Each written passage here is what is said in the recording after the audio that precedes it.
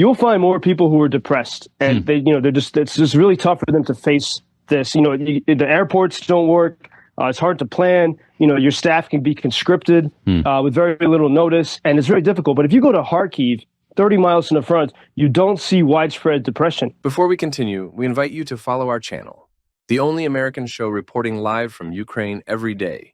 Quite a few revelations in the new Bob Woodward book, War, and one of them involves Ukraine. Actually, several of them do. According to Woodward, months into Russia's war in Ukraine, the United States had intelligence pointing to highly sensitive, credible conversations inside the Kremlin that Putin was seriously considering using nuclear weapons to avoid major battlefield losses.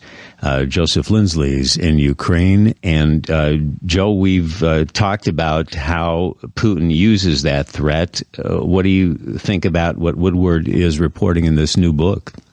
This is, I know debate. Should we try again and reconnect there with Joe? Yeah, he frequently does venture outside, and sometimes, actually most of the time, it's pretty remarkable that we don't have any problems with him. But as Joe just mentioned, he's in a windy situation today, so that could be adding to this.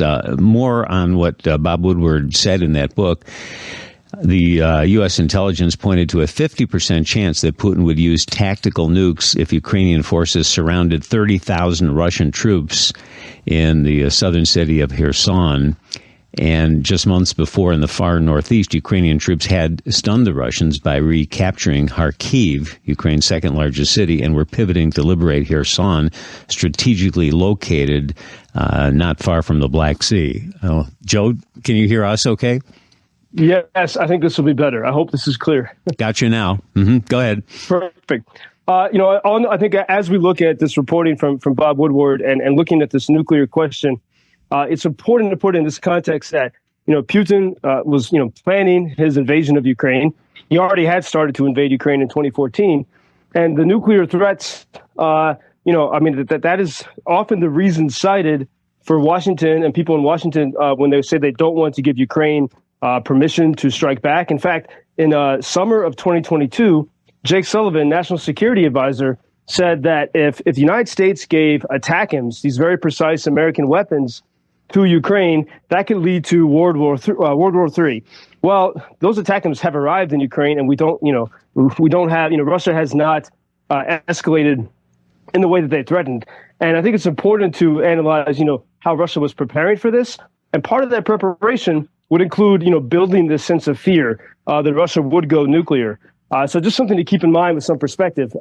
It's always hard to know precisely, how much of this is accurate. And as I talk to you, because I know we'll cut short now, first I want to mention to you, I'm talking to you, Bob, from a lake in western Ukraine in a forest here. And I was meeting with a group called Moya Kolo, which means my circle. And it's a group of mainly of Brits, people, former journalists, former finance people who've been helping Ukrainians since 2022. And their mission is to help families who are connected to those who are fighting.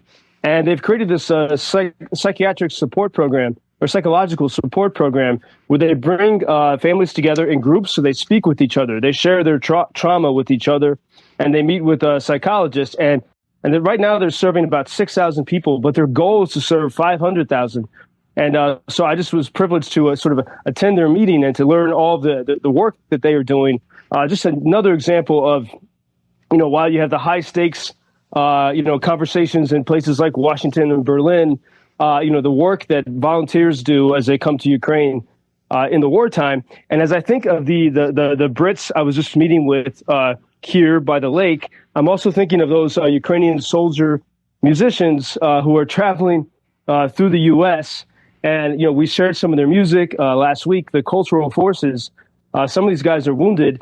And their tour, it's almost like they're chasing hurricanes because they had to alter their tour because of Hurricane Helene. And now they're being affected by Hurricane Milton. And in fact, 2 days ago, they were playing at the James Haley Veterans Hospital in Tampa. And right, the hospital staff were preparing for Hurricane Milton, and knowing that it's coming their way, knowing it's going to be very difficult. And so you have these wounded Ukrainian soldiers, including the guy who lost his leg in battle, someone else who lost an eye, playing this encouraging music for the staff of a hospital that's preparing for the hurricane. Wow. Sort of on this micro level to see that this connection and support between different types of people facing different types of disasters. Unbelievable. Joseph, when we hear about you outside by a beautiful lake, it reminds me of many emails and texts we get from our listeners about the dichotomy between the war and then normal life. Listen to this message. Good morning, Bob. We just got back from Warsaw recently, and Joseph is right. There's very little talk about the war. They are going about their lives like nothing is happening. Well, I guess to some degree, people have to do that to keep their sanity, don't they? Yeah, and indeed, and this was a topic we had here, with the people from the UK here, and in this very peaceful spot. In a conversation, I was sharing with them that, in Lviv, not far from where I am in Western Ukraine, you'll find more people who are depressed, and it's just really tough for them to face this. The airports don't work.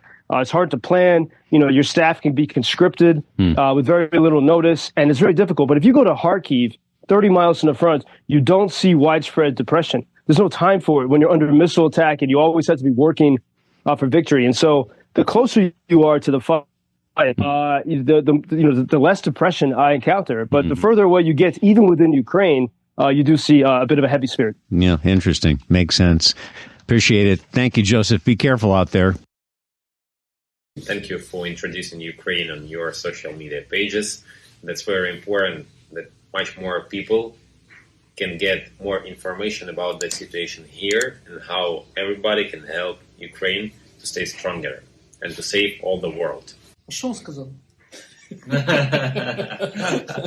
Well, which side are you on? На чьей ты стороне? Come on now. Oh, which side are you on? На чьей ты стороне?